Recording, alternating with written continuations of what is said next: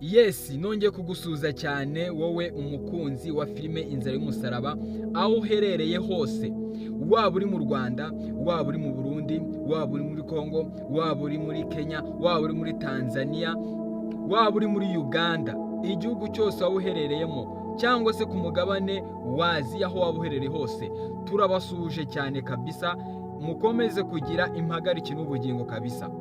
Twihuse rero tugiye kuganira kuri filime yacu Inzira y'umusaraba. Abakunzi ba filime Inzira y'umusaraba muri hehe? Mutera agatebe tuganire gatoya twihuse tuyicemo byinshi ubutamenye kuri filime yacu Inzira y'umusaraba, byinshi ubutabwa amakuru menshi ubutamenye. Nahangaha uzajya ubisanga. Twihuse rero turi kwitegura episode y'ijana. Mwabonye ukuntu episode ya 99 uko byagenze. Mwarabibonye. Cyusa yamaze kubwira mama we na mushiki we yuko yamaze kubabwira ubufindo agiye gukoresha hagati ya Iribagiza na Isimbi. We ku giti cye yarebye Isimbi abona Iribagiza, arareba urukundo bamukunda ni rwinshi cyane mu buryo bugaragarira amaso. Arareba aravuga ngo niba aba bantu, aba bakobwa bankunda gutya, sinzi icyo bagamije, sinzi icyo bashaka. Hari n'igihe baba bakeneye ubutunzi, hari n'igihe baba bakeneye ko twakwigira muri Amerika bikabirarangiriye aho ngaho. Cyusa ubufindo yateguye ubufindo bw'uko agomba kubicaza ari babiri, akababwira uti narwaye impyiko, nditegura ko bambaga impyiko kandi nta wundi muntu ufite wama impyiko. Umuntu uziyemeza kuba yama urukiko, uwo muntu ngo niwe azaba afite urukundo. Nitaye ngo uyu Iribagiza, ntitaye ngo uyu siwe. Guys, mwebwe murareba iri hurizo umuntu bitwa Iribagiza koko azarisohokamo amahoro? Ubu bufindo bugiye gukorwa umuntu bitwa Iribagiza azabusohokamo amahoro? Ese umuntu bitwa Isimbi azemera gutanga impyiko ye kugira ngo Cyusa bamubage bayigurane? Ese muratekereza gute umuntu bita Cyusa, bariya abakobwa yaba Isimbi na Iribagiza bemeye bose gutanga impyiko? Murareba byagenda gute? Ariko icyo tuzi ibanga yuko mama wa Cyusa, mushiki wa Cyusa bazi Iribagiza wa nyawe. Bijyanga binoga umuntu bitwa Iribagiza uko byagenda kose, reaction zose zagaragara kuko muramuzi neza Iribagiza. Reaction zose zagaragara nuko irampyiko we ubura bufindo buzamufata azemera gutanga impyiko. Sindishwa neza yuko umuntu bitwa Isimbi nawe azazitanga, gusa ngenda avuga uko mbibona. Nawe uko ubibona ni gute? Twiteguye ko umuntu bita Isimbi we yatanga izo mpyiko? Iryo ni ihurizo rikomeye cyane, Ese umuntu bita Isimbi ko twabonye yuko yaje arira abwira mama we na murumuna mama we ngo yabonye Cyusa ngo ari gusomana na Iribagiza, akababara cyane, akagira ishyari rikomeye cyane. Ariko umuntu bita Nyirantambara, mwabonye ukuntu afite courage yo kuba yafata umuntu bita Iribagiza bakamushyiraho ibintu bikomeye cyane, bakamubeshyera ibintu byinshi cyane, bakamugerekaho amakosa akomeye cyane kugira ngo bamusige umwanda wo kuba atakundana nacyo, cyangwa se wo kuba Cyusa yamubona mu yindi sura mbi cyane. Ariko nongere mbabwire ngo umugambi w'Imana kuri Iribagiza uzakomeza ujyane nawe. Abantu mushyigikiye Iribagiza mwandike muri comment mubwire uti Iribagiza turamushyigikiye, nanjye Iribagiza ndamushyigikiye. Ese umuntu bita Fabiola we ko mwabonye akubita hirya akubita hino akubita hirya, ngaho yakubise aha ngaha, ngaho yagarutse aha, ngaho bimeze gutya, ngaho kwa Rugema, ngaho mu byinda, ngaho mu byo gushyigikira Isimbi ngo ashakane na Cyusa. Amaherezo ya Fabiola we murabibona mute? Twihuse rero, mwabonye ukuntu Rugema yavuye ahantu kamarade yari amaze kuva, mwabonye ukuntu byagenze, mwabonye ukuntu yabonye igice cya mapu akavuga uti ibi bintu byari biri mu bice byanjye nari mfite mu bikoresho byanjye.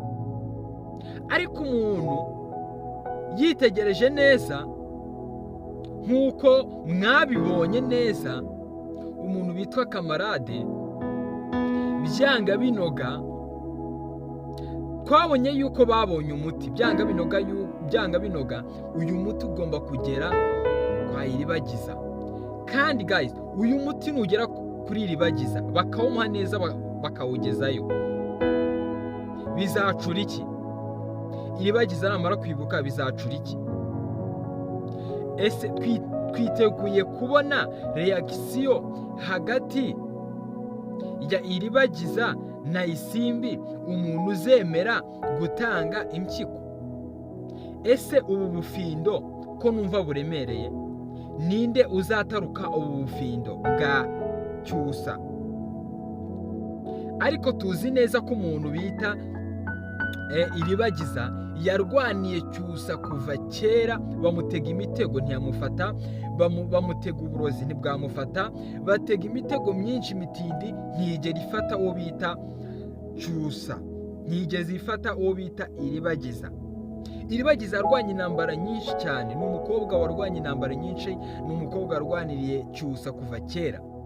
Ibi byo gutanga impyiko ntabwo ari cyo kimenyetso cyatuma Iribagiza agaragara nk'umunyantege nke, ahubwo ntekereza yuko umuntu bita Cyusa akimara gusohora akimara kubabwira ubufindo, akimara kubabwira ibyo, umuntu bitwa Isimbi azagira ubwoba uko mbibona, kuko Isimbi ni umuntu uba ushaka Cyusa mu buryo bwo kuba njyewe uko mbibona, bwo kuba yafata Cyusa nk'umukunzi we, ngo byitwe ko ari umukunzi we. Ariko by the way, ntabwo ndishwa neza ko yahita atanga impyiko, cyangwa se yahita agaragaza reaction neza, cyangwa se ko yavuga uti niyitangiye Cyusa. Umuntu bitwa Iribagiza niwe muntu ushobora kuba yafata iryo jambo Cyusa avuze, cyangwa se ubwo bufindo, akahita agaragaza reaction zo kugira amarangamutima menshi z'amarira, avuga uti mana we Cyusa bimeze bite, ko mbona arwaye, bimeze bite, iyi mpyiko ndemera kujya kuyitanga akire. Uwo muntu bitwa Iribagiza ushobora kugira izo reaction nk'uko nabibonye nkurikije intambara yagiye acamo. Wowe si kubibona? Kuko impamvu mvuze ibyo, umuntu bitwa Isimbi baramutekerereza, ibintu byose baramutekerereza. Umuntu bita mama we Nyirantambara aramutekerereza, Fabiola baramutekerereza icyo gukora, baramutekerereza. Bivuze ngo rero namara kuvuga ubwo bufindo, kuko munyumve neza, namara kuvuga ubwo bufindo, kuko yavuze ko azicaza abo bakobwa babiri akababwira icyo kibazo, rero gisozi zagaragara kuri Isimbi, azanza atekereza ati reka maze njye kubwira mama wanjye, reka maze njye kubabwira ukuntu bigaragaye.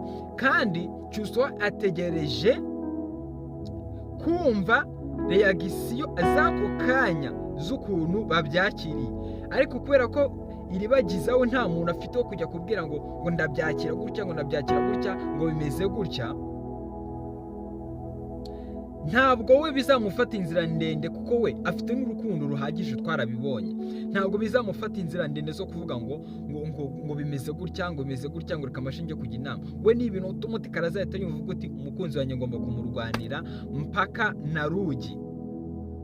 Ariko Isimbi w'impamvu ndi kuvuga ngo ntabwo izo reaction z'ako kanya zo kwakira ko umuntu witwa Cyusa arwaye impyiko agiye kwita ashaka impyiko ngo azimuhe, ntabwo iyo reaction y'ako kanya azaba acyakiye, ahubwo azita kubita umutima ngo impyiko yanjye, reka mbanze njye kugisha inama mu rugo, reka mbanze njye kugisha inama mama.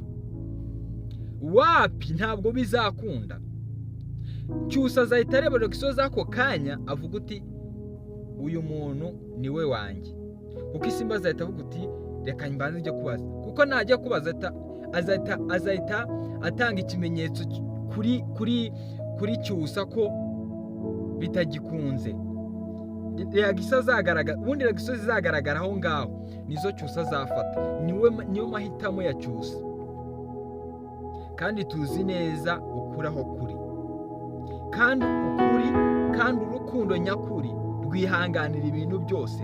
Urukundo nyakuri niyo waba uri mu bibazo. Kandi muzi amateka Cyusa afitanye na Iribagiza kuva mu bwana bwabo, promises menshi bagiye basezerana. Kandi umuntu bita Isimbi nta sezerano na rimwe afite, nta na kimwe afite. Ariko kubera ikiri muri Iribagiza, ndazi neza yuko Imana izamugenderera akemera gutanga iyo mpyiko, bikagaragara nk'aho ari we mukunzi wa Cyusa, umukunda 100%, 100%. So reka turebe neza, twitegereze, turebe, tuhanga amaso, dusengera umuntu witwa Iribagiza, tumusengera kabisa ubwo bufindo buzamufate mu izina rya Yesu. Mbifuriza rero namwe amahoro ya Nyagasani. Reka dutegereze filime episode y'100. Ese biragenda bite? Ni mu kanya, ntujye kure. Sawa sawa.